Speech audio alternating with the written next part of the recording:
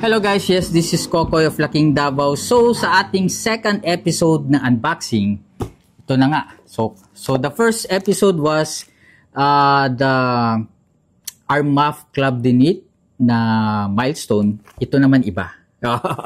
Actually, nalimutan ko kung ano yung in-order ko. But syempre, i-unbox na natin. Actually, kilala naman to sa isang social media. So, okay, again, ito hindi na natin pwedeng pakialaman kasi meron ng milestone dito. So, dito na lang.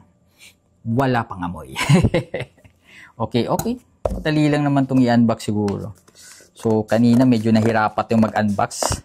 Ngayon, medyo konting na lang kasi karton na lang. Oh, wow. So, ang i-unbox pala natin guys is Latafa Fakhar. In-order ko, nalimutan ko na, pambihira naman. So, basically, this is Latafa Fakhar. Siguro gold na lang. Okay, so, ito yung kanyang box. Ang laki to be fair, maganda yung box niya. Mas naganda ako sa box niya kaysa dun sa, sa Armaf. But, syempre, check naman din natin ang amoy. So, kung gusto nyong malaman pala guys, kung saan ko to nabili, pwede kayong mag-comment sa comment section para maano ko kayo, mag-guide ko kayo kung saan kayo bibili ng mga perfume na talagang legit, original.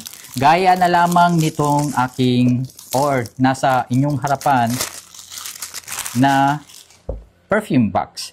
Kasi makikita natin meron siyang, ano ba tawag dito? Parang code or something. Meron siyang But definitely this is a very legit na na perfume, no? So, ito, i-open na natin. Okay, 1, 2, 3. Latafa. Medyo nahulog. Ayun. Okay, so yun. Actually, sa lahat ng mga reviews, talagang nahulog siya. I don't know. Parang isa yata to sa Another siya, gold na naman ang color. Tingnan nyo naman kung gaano kaganda. Ilagay natin dito para swabe talaga. Yan. Tingnan nyo naman kung gaano kaganda. Ay, grabe. Para kang royal kind of person. Para kang hari, prinsipe. Kung halimbawa mayroong magbibigay sa iyo ng ganito, tingnan nyo naman kung gaano kaganda. Look at this. Applause. Ooh. Yeah. Woo. So, basically, ganda siya. Huwag na natin patagalin. Puntahan na natin ang ating first impression. Okay? Kung maguguluhan tayo kung ano ang amoy niya, don't worry. Meron na tayong naka-standby na phone dyan kung ano yung mga niya. Okay. Sa bottle niya, guys, makikita nyo, ang ganda. Look at this. Di ba? Then, meron sa likod naman niya, hindi nagtatapos ang design. Di ba? Kung baga guys, parang, maguguluhan ka kung ito ba ang gustong mong maging harapan or ito. Kasi ito, very minimalistic. Meron lang siyang scale design, but I love it. Tingnan nyo naman. Parang, pwede ka maging model ng isang perfume. Tingnan mo. Yun, di ba? Tapos ganyan. Ay, di ba? Parang ganun lang. Ganun siya kaganda. Very nice. I don't know lang kung gold ba. Parang gold naman siguro yung color niya, di ba? Medyo pangit kasi yung lighting ko. Parang warm siya. So, yeah. Let's check this. Yun.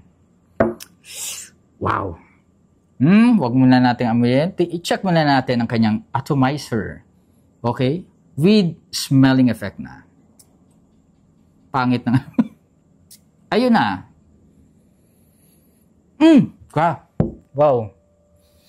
Grabe. Very refreshing. Fruity.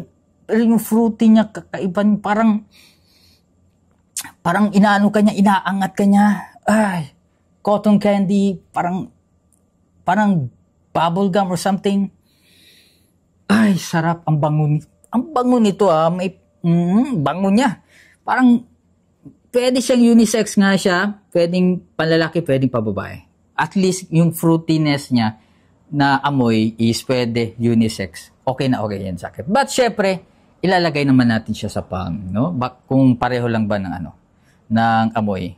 Op, pangit talaga ng atomizer. Yung ano niya, yung atomizer niya, i-rate natin na 4 out of 10. Ang pangit talaga. Buti na lang bumawi sa amoy. Pambihira. Okay, syempre. The same pa rin. Ay nako, parang gummy bears, floral, citrus. Ang bango niya. Yes, very legit. Ay, ito, merong meron siyang, parang nostalgic siya, parang naalala ko yung yung bata pa ako na parang sampagita. Ganito, yung sampagita na fresh pa na kinuha na na binebenta doon sa may sa may park. Yung grabe talaga. Definitely this is a floral kind of yung domination niya or yung dominating na amoy niya, floral na may pagka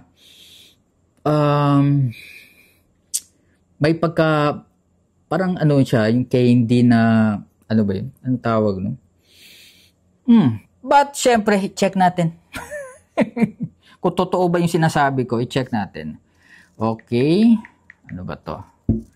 Para panigurado tayo. Kasi minsan hindi natin nalalaman kung ano ba talaga yung nito. Yun lang naman is first impression, no? Latafa, ano ba ito isa? Latafa Fakhar. Ayun. Yo, Fakhar Gold. Gold ba to or rose? I think gold naman kasi gold yung package niya. So, kasi siyang rose dahil sa lighting na ito eh. Okay. O yun, meron na. Nakita na natin.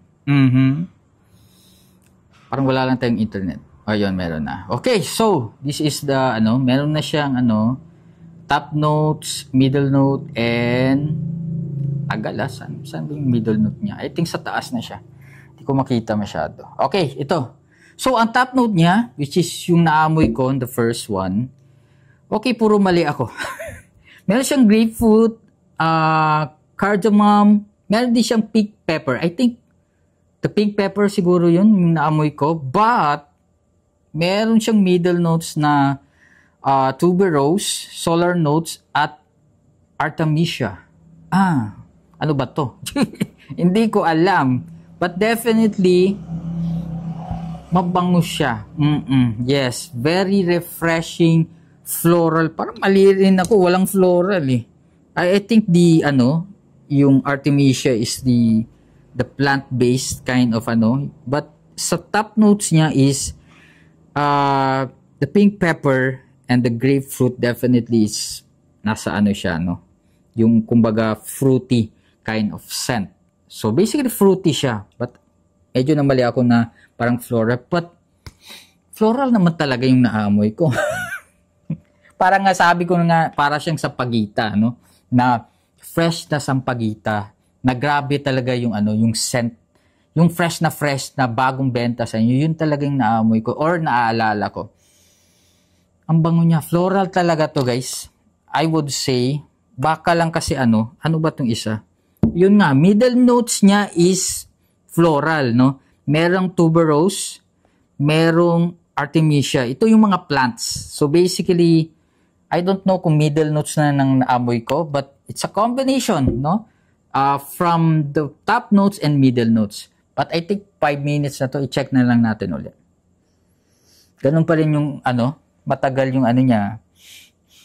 Matagal mawala yung top notes niya, so hindi natin alam kung ano. But definitely this is plant notes, plant base, no, yung naamoy ko kanina. So syempre naman baka mali lang to. So basically I really love it. Personally, nagustuhan ko yung amoy niya.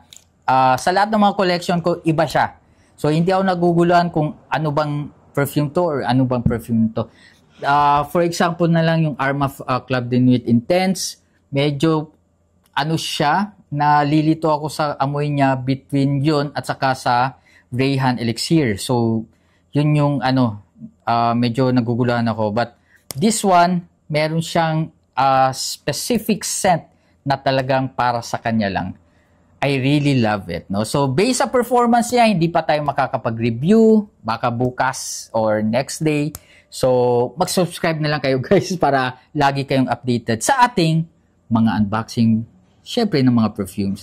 And, by the way guys, in the future, by June siguro, kung loloobin ni God, no? Puhon-puhon, medyo ibabalik na natin ang ating shoes review, no? But as of now, dito muna tayo sa mga perfumes. But sa June, hanggang perfume and shoes tayo, guys, para medyo marami tayong mga content, no? Kasi kung puro sapatos, mauubusan tayo ng content.